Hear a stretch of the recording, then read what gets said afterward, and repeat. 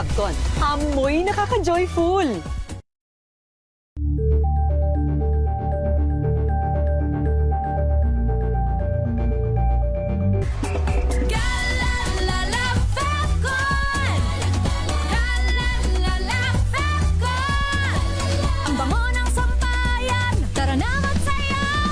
Falcon, amoy nakaka-joyful.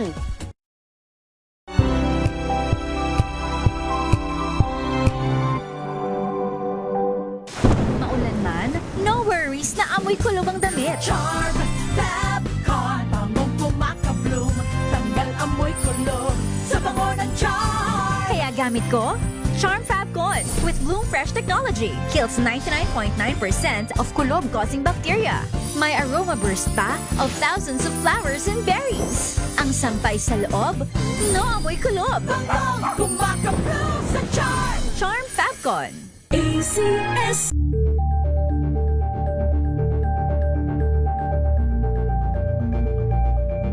Hello, Washi! Laundry day na naman! Yay! Anong meron? Mancha ng chocolate, putik, may libag pa! Kaya natin yan! With Pride Washing Machine Detergent, may triple stain-away formula. Tanggal ang makapit, madikit, at madupit na dumit mancha. Kaya easy-easy ang labada. Mula noon hanggang ngayon! All you need is pride! All you need is pride! ACS.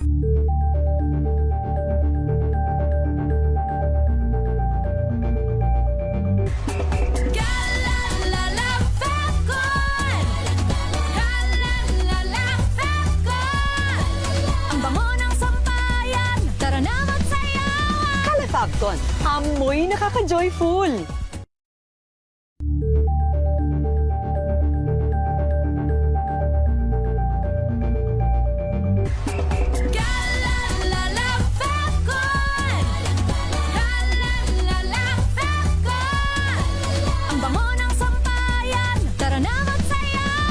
Falcon, amoy nakaka-joyful.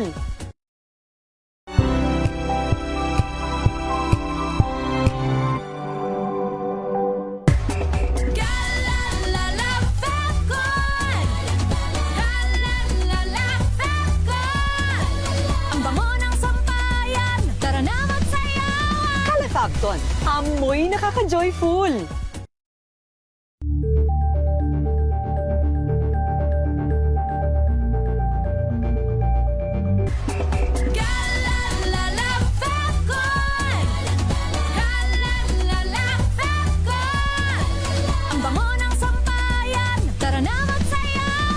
Falcon, amoy nakaka-joyful.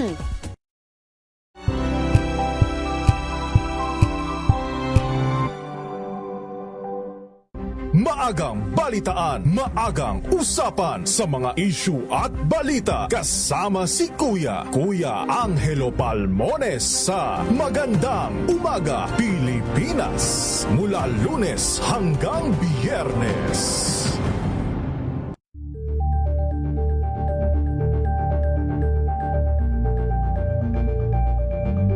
We've got you covered. From the hottest hits, exclusive interviews,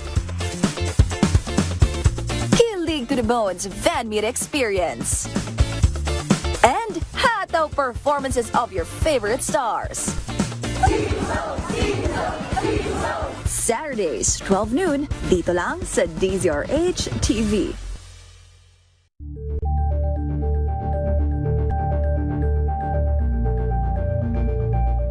Curious ka ba sa maraming bagay? Kami na ang bahala dyan. Aalamin, tutuklasin at bibigyang linaw namin ang mga katanungang bumabagabag sa inyong isipan. Sa programa kung saan ang bawat sagot ay galing lamang sa mga eksperto. Ang Expert's Opinion, tuwing linggo 3:00 ng hapon, dito lang sa DZRH TV.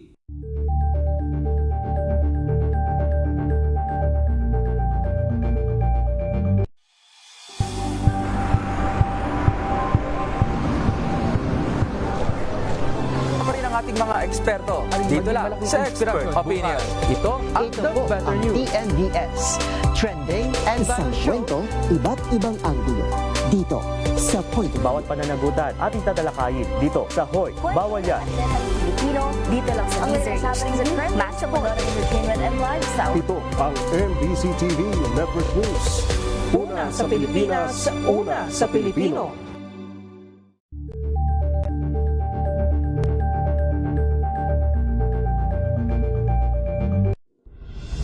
Tuloy-tuloy ang pagtulong, tuloy-tuloy ang pagseserbisyo at tuloy-tuloy ang balitaan kasama si May Binauhan sa Operation Tulong mula Lunes hanggang Biyernes.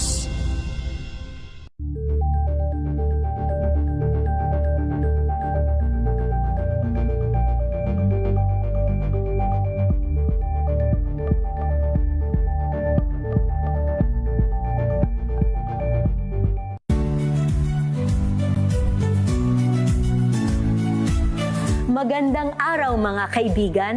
Ito po ang inyong balerina ng bayan, si Lisa Makuhay Lizalde, na nag-aanyaya sa inyong samahan kami at ang aming mga espesyal na panauhin para sa kalahating oras ng masayang kwentuhan sa aming programang Art to Art, kung saan ang usapang sining at kultura ay para sa lahat.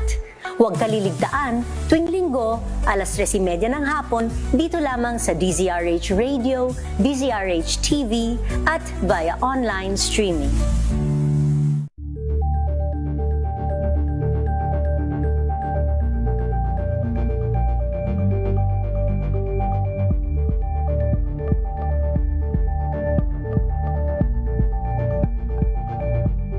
Tambalang Anthony Taberna at Jerry Baha ang gigising sa inyong umaga dahil lalatay ang humahagupit na diskusyon at komentaryo Lunes hanggang Biyernes sa 2x2.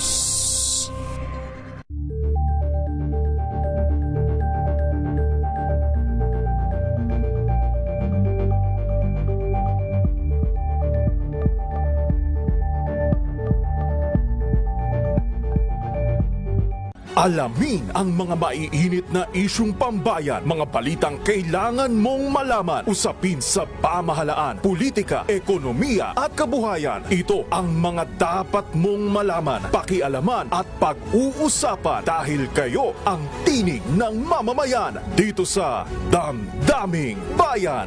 Live sa DZRH Radio, DZRH TV at DZRH Digital. Kasama sinalakay Deo Macalma at Elaine Apit. Araw-araw, Lunes hanggang Biyernes. Damdaming Bayan.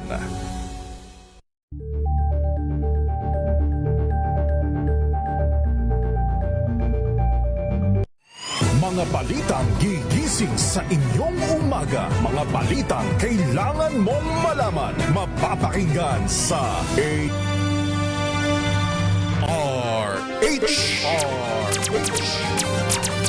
Pilipinas, ang oras, alas 4:33 ng hapon. At sa kabila po ng mga nagbabaga nating mga balita ay mainit pa rin nating ipinahahayag sa ating mga tagapakinig, sa ating mga taga-subaybay na tayo ay handa pa rin mamigay. Diba? Ng papremyo para sa kanila lamang. Yun ay kung matutugunan nila ng tama ang ating katanungan. Ang ganda ng rhyme ko dyan. Talagang para kang taga-Bulacan. Kasi malapit ng diba, June 12. Oo nga, no?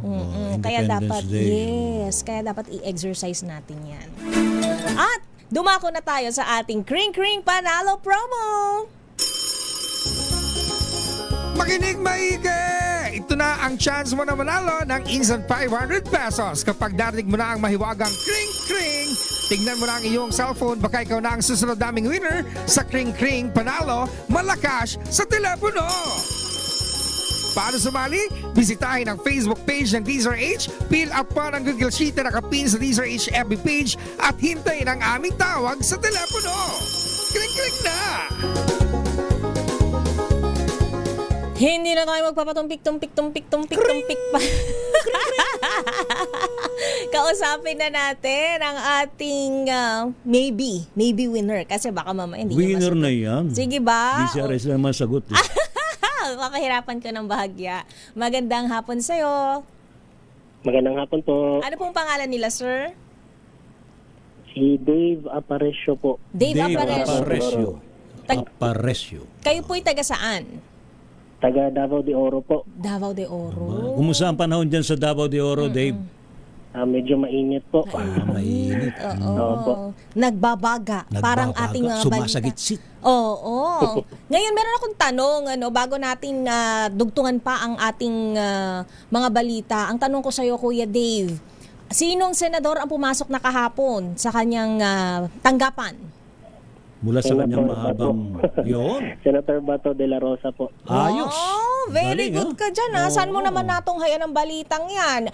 Yan ba ay narinig mo sa kauna-unahang himpilan ng radyo sa Pilipinas, ang number 1 mula dyan sa Davao de Oro?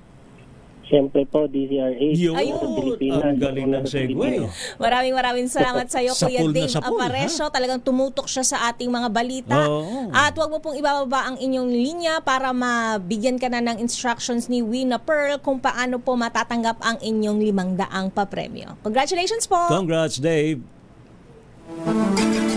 Sa pa rin mga balita, mga kaibigan, walang personal na komento si Vice President Sara Duterte kaugnay ng biglaang pagkapalit ng liderato sa mataas sa kapulungan.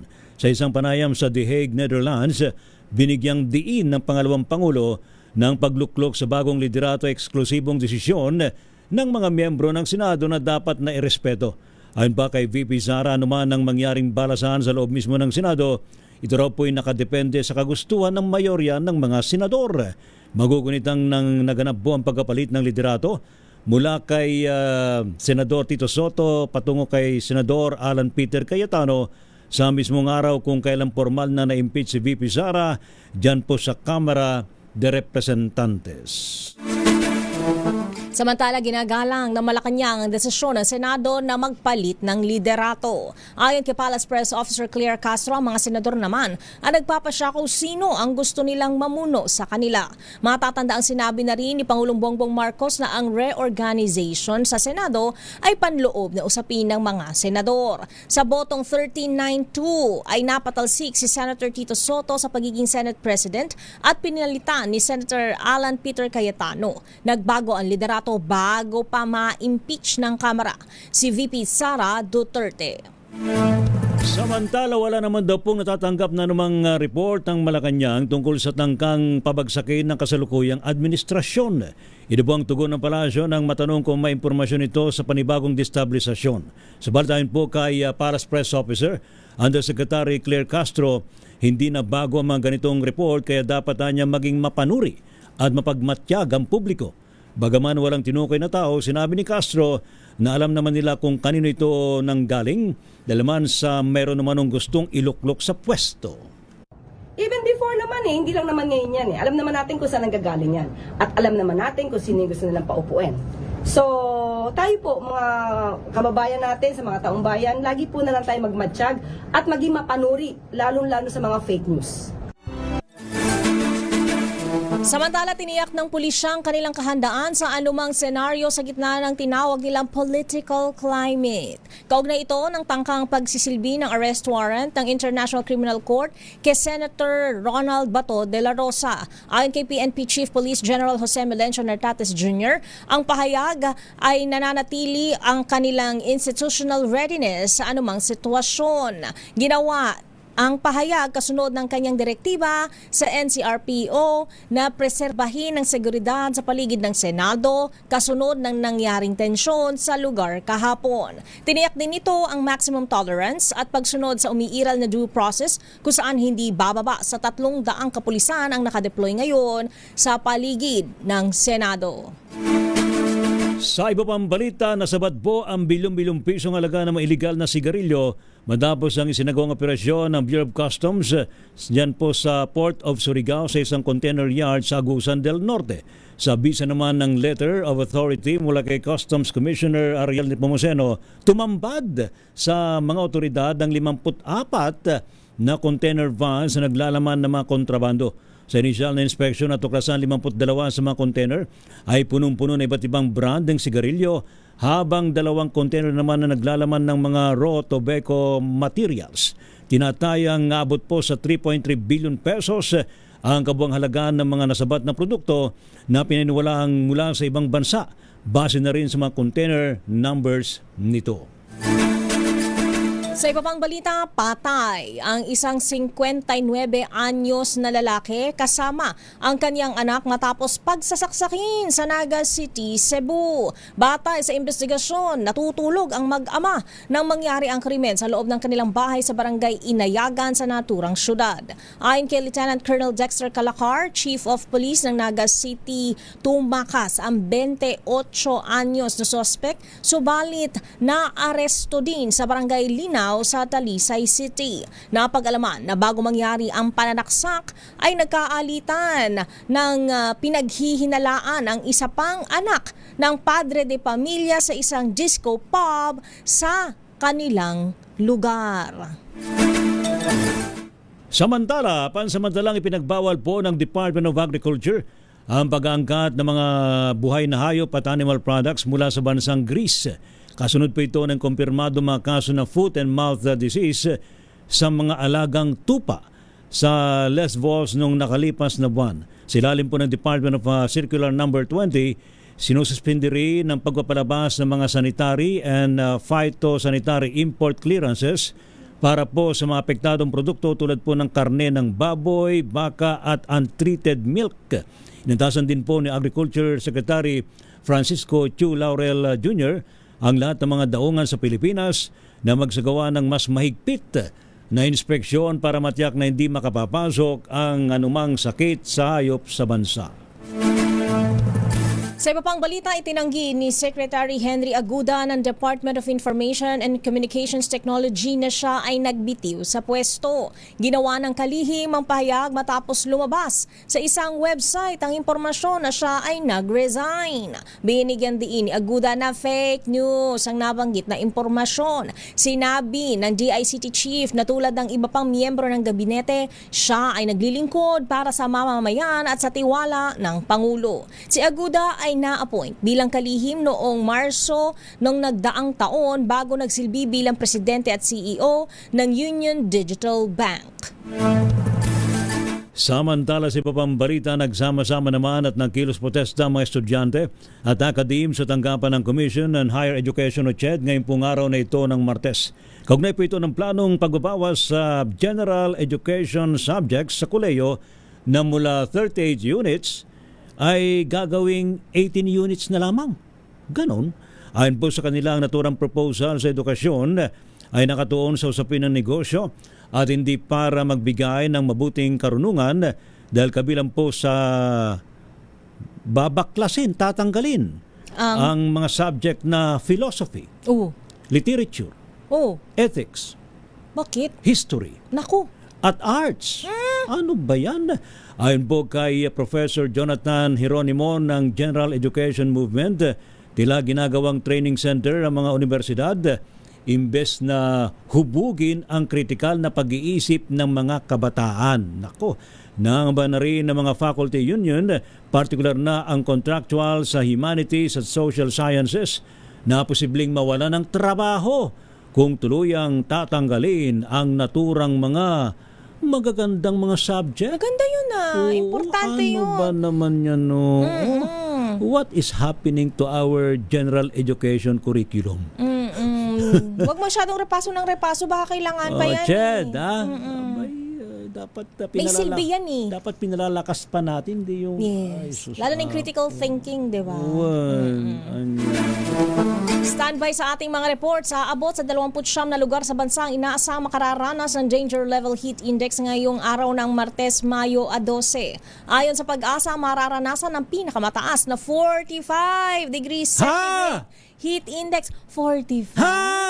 Ano ba yan? Excuse me. Diba? Sa Tuguegarao City, Cagayan. Posible namang pumalo sa 44 degrees Celsius na damang init. Sa Etxague, Isabela, Kasiguran, Aurora, Kamiling, Tarlac, San Jose Occidental, Mindoro, Cuyo, Palawan at Borongan, Eastern Samar. Habang nasa 43 degrees Celsius ang heat index sa Dagupan City, Pangasinan, Bacnotan, La Union, Baler, Aurora, Iba, Zambales, San Ildefonso, Bulacan, Puerto Princesa City, Palawan, Aborlan, Palawan, Iloilo City, Iloilo at Dumangas, Iloilo. Samantala 42 degrees centigrade heat index naman sa Pasay City, 42 pala rito sa atin. Kaya pa sabi ko, para masakit yung mata ko. Feels like 44 eh. Oo, para sakit ng mata ko eh. Di ba kapag nanapatingin ka sa labas. Metro Manila, Lawag City, Ilocos Norte, Apari, Cagayan, Muñoz, Nueva Ecija, Cubi Point, Subic Bay, Olongapo City, Sangli Point, Cavite City, Cavite, Ambulong, Tanawan, Batangas, Alabat, Quezon, Los Baños, Laguna, Pili, Camarines Sur, La Granja, La Carlota, Negros Occidental, Dipolog, Zamboanga del Norte at Davao City, Davao del Sur. Ang Danger Heat Index o nasa pagitan na 42 degrees Celsius hanggang 51 degrees Celsius ay mapanganib sa kalusugan na posibleng magdulot ng heat cramps, heat stress, at heat exhaustion. Ayan. Naku po, Minsan, ingat po tayo. Pag nahapu-hapu ka, no, medyo inom ka muna ng tubig, baka kulang ka lang, di ba? Oo. Kaya mo lang mag-hydrate. Ayan. Sabi naman dalo yung City Disaster Risk Reduction Management Office, nakapagtala sila ngayon as of 3:15 p.m. ng 44 degrees Celsius na heat index. Uy, Mandaluyong yan. sakit sa mata, no? Sakit sakit sa balat. Ingat Anyway, po tayo. Dumako na tayo sa ating mga reports. Mula naman sa Malacanang, unahin na natin, umaasang magiging patas ang Senado sa impeachment trial ni VP Sara. Yun naman, lahat naman tayo ay umaasa na maging patas. 'Di ba ang pagdinig? Dapat naman talaga patas. Oo, sa impeachment trial na yan. Ida tayo mong balitang yan. RH14, Let Narciso, Miss Leth. Ms. Ray, umaasa ang Malacanang na ikukonsidera ng mga senador ang taong bayan sa kanilang pagtalakay at pagpapasya sa impeachment laban kay Vice President Sara Duterte. Sa press briefing, sinabi ni Palace Press Officer Claire Castro na dahil mas dumami pa ang mga kongresistang bumoto pabor sa articles of impeachment, marahil ay nakita nilang may sapat na mga ebidensya para ma-impeach ang vice-presidente. Kaya naman ayon kay Castro, sana ay maging patas ang Senado kapag naiakyat doon ang articles of impeachment. Sa tanong kung kumpiyansa ang palasyo na magkakaroon ng aktual na impeachment trial, sagot ng opisyal, trabaho ito ng Senado at hindi panghihimasukan ng Pangulo. Narito si Jose Castro. Nasa Senado na po yan, nasa kamay na po yan ng Senado. At kung ano man po ang gagawin nila dyan, kung ito po ay papabor para sa taong bayan o papabor lang sa isang tao, bahala na po ang taong bayan ng humusga para sa kanila. Samantala sa kaso ni Senator Bato de la Rosa na nagpapasaklolo kay Pangulong Marcos sa harap ng warrant of arrest ng International Criminal Court, sabi ni Jose Castro, lahat naman ng mga Pilipino ay binibigyang proteksyon ng pamahalaan. Kaya kung maaresto man anya ang senador, titiyaking ibibigay sa kanya ng gobyerno ang lahat ng karapatan bilang isang akusado. Narito muli si Jose Castro. Maski naman po yung mga EJK victims ay humihingi rin po ng proteksyon sa gobyerno. So, ang akusado, katulad ni Senator Bato, ay humingi ng proteksyon. Lahat naman po ay bibigyan ng proteksyon na naaayon sa batas. Si Palace Press Officer Claire Castro. Ito si Let Narciso para sa DZRH. Una sa Pilipinas, una sa Pilipino. Thank you, Led. Samantala naman, atin mo nang alamin ang update mula sa Kamara. Pampanga Congresswoman Gloria Macapagal Arroyo, hindi raw po nakiisa sa impeachment voting dyan sa Kongreso. Ating alamin detalye sa report ni RH12, Milky Rigunan. Milky. Ray Atea, nililista ng Kamara ang listahan ng mga kongresista sa ginawang botohan sa impeachment kay Vice President Sara Duterte. Nasa listahan ng did not participate si dating Pangulo at ngayon ay Pampanga Representative Gloria Macapagal Arroyo. Si Arroyo identified kay Vice President Sara Duterte at isa sa mga taga-suporta nito dito sa Kamara. Sa impormasyon, nasa plenaryo kahapon si Arroyo pero sa roll call umalis na nang magsimula ang botohan. Ang mga identified na tumayo sa plenaryo para sa interpellation ay ilan sa mga identified na mga Duterte sa pangunguna ni Davao City Representative Isidro Ungab. Samantala, ang yes vote ay pinangunahan ni House Speaker Faustino D. III, House Majority Leader Sandro Marcos at later Representative Martin Romualdez. Ako si Neil Cariguna, nagulat para sa DZRH, una sa Pilipinas, una sa Pilipino. Maraming salamat, Manang Milky. Samantala, Marine sa Senado hindi bahagi ng ICC arrest laban kay Bato. Ayon yan sa Armed Forces of the Philippines. Idetalye mong balita, RH52, Edniel Parrosa. Edniel. Kumistan sa Armed Forces of the Philippines, Lakay Rhea Pamistea, sa kasalukuyang security climate sa Senado. Sabi sa Camp Aguinaldo, AFP spokesperson Colonel Francel Padilla, ipinaubayan nila sa Philippine National Police ang peace and order at irerespeto naman ng militar ang mga democratic institution ng bansa. Kasama na rito ang mataas na kapulungan ng Kongreso kung saan may deployment ng Philippine Marine Corps sa ilalim ng AFP. Pero pagilinaw ni Padilla, routine security ito sa perimeter ng Senado at walang kinalaman sa dangkang pag-aresto ng ICC kay Senador Ronald Bato de la Rosa. Sa katunayan, hindi lamang sa Senado may tawang Marines. Halimbawa na dyan ay ang Malacanang at sa Rebulto ng Rizal. Pakinggan natin si Colonel Padilla. For the side of the Armed Forces of the Philippines, we continue to remain committed po, to our constitutional mandate of protecting the Filipino and securing the state. So focus po kami dun sa aming mission and mandate na po yan. So we do not participate in any partisan and political activities po, and we respect the function and process of all our democratic institutions. Samantala, gaya ng una nating ulat, itinanggi ng Philippine Air Force na may inihahanda ng aeroplano sa Villamor Air Base upang ilipad si De La Rosa. Dagdag ni PAP spokesperson Colonel Maria Cristina Basco ngayong araw, wala pang opisyal na direktibang ibinababa sa kanilang hanay kaugnay na nabanggit na usapin. Taliwas yan sa ipinamamalita ng Legal Counsel ni Bato na si Attorney Israeli Tutorion na may naka-standby ng aircraft para umanudukutin ang mambabatas. Ako si Edniel Parrosa, DZRH. Una sa Pilipinas, una sa Pilipino. Thank you. Salamat, Edniel. Samantala, Visayas Grid, sasailalim daw po ng NGCP sa yellow alert status ngayong araw. Ayon po yan sa NGCP. Report mula kay Val Gonzalez. Val. Ray, mula alas 5 ngayong hapon hanggang mamayang alas 8 ng gabi ay isa sa ilalim sa yellow alert status ang Visayas Grid. Ito ang abisong inilabas ng National Grid Corporation of the Philippines o NGCP. Kasunod ng manipis na naman at hindi makakasapat na supply ng kuryente sa Visayas region. Sa datos na inilabas ng NGCP, mayroon lamang available capacity na 2,684 megawatts ngayong hapon sa Visayas Grid, na halos pumantay na sa peak demand ng mga consumer na 2,512 megawatts. Sabi ng grid operator, ito'y dahil sa 11 planta ang sapilitang tumigil ang operasyon hanggang nitong March 2026. Siyam rito noong 2021 at noong 2023 hanggang noong nakalipas na taon. Bukod pa nila ito, ang siyam na plantang tumatakbo sa mababang kapasidad, kaya tumaabot sa 833 megawatts ang kabuang kuryenteng hindi mabigay sa Visayas Grid. Ang yellow alert status sa power grid ay isang abiso na nagpapahiwatig ng kakulangan sa supply ng kuryente. Ako si Val Gonzalez, DZRH, una sa Pilipinas, una sa Pilipino. Samantala, kamustahin naman natin ang mga nangyayari diyan sa labas ng Senado kung saan nagtipon-tipon ang mga taga-suporta ni Senator Bato de la Rosa. Idetalye mong balita, RH27, Noche Cacas. Noche.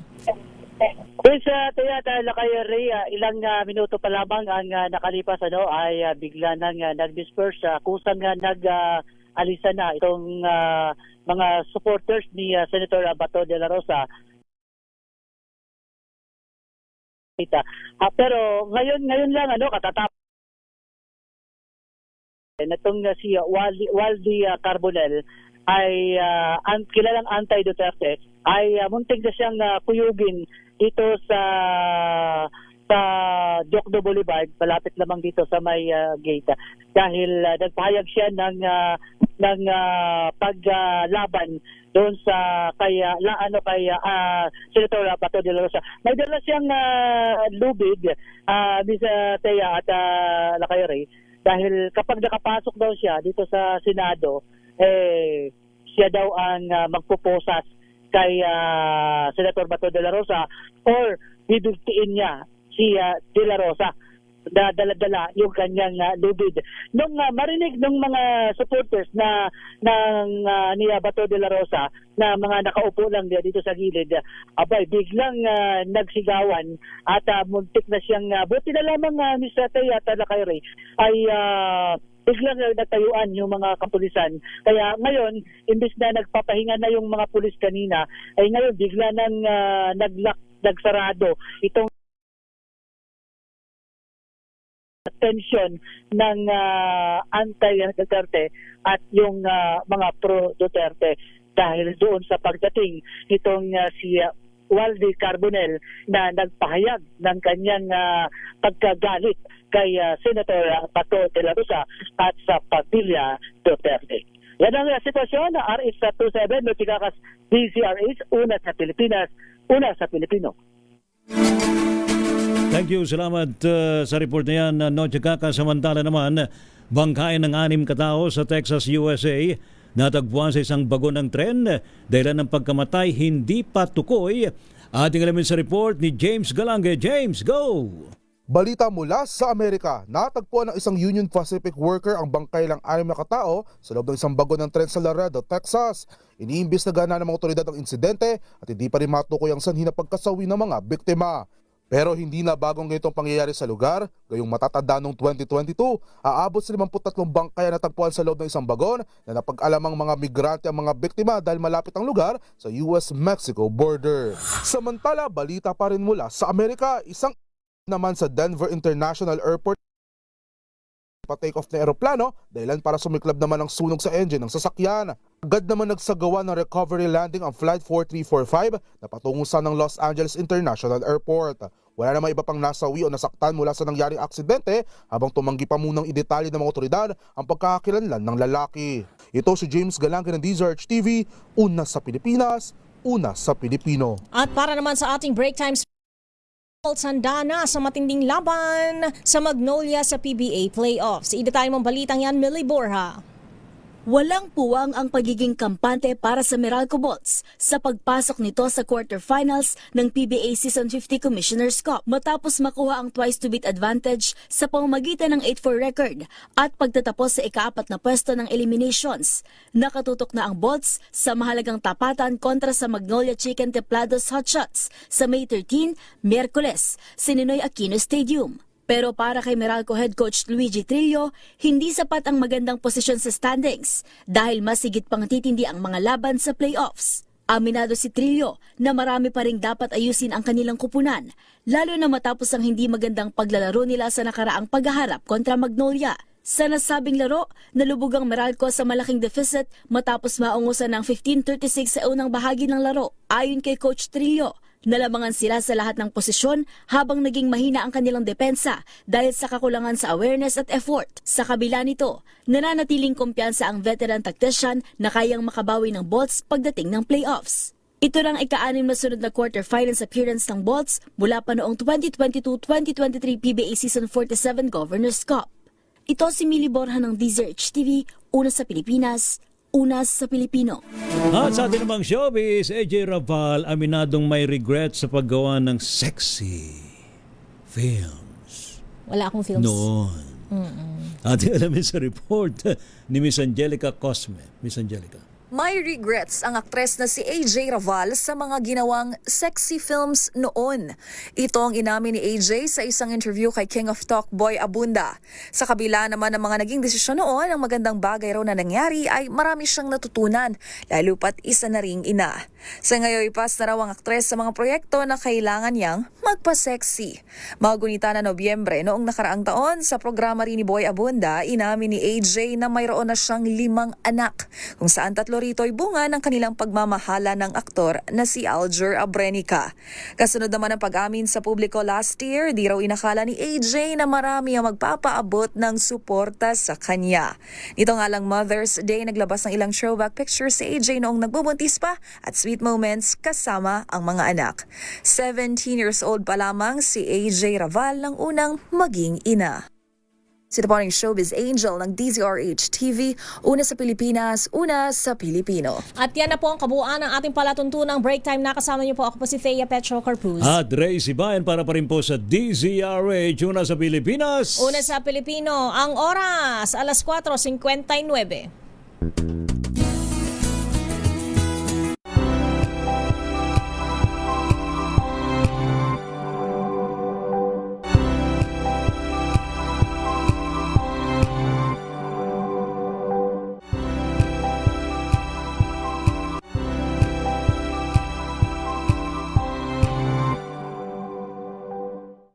Maagang balitaan, maagang usapan sa mga issue at balita. Kasama si Kuya Angelo Palmones sa Magandang Umaga Pilipinas. Mula Lunes hanggang Biyernes.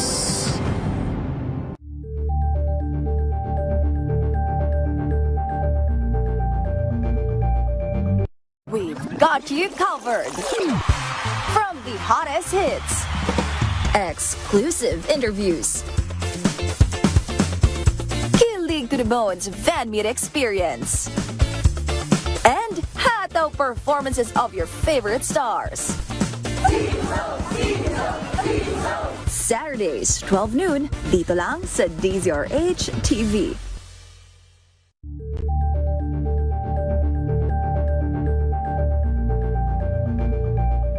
Curious ka ba sa maraming bagay? Kami na ang bahala dyan. Aalamin, tutuklasin at bibigyang linaw namin ang mga katanungang bumabagabag sa inyong isipan sa programa.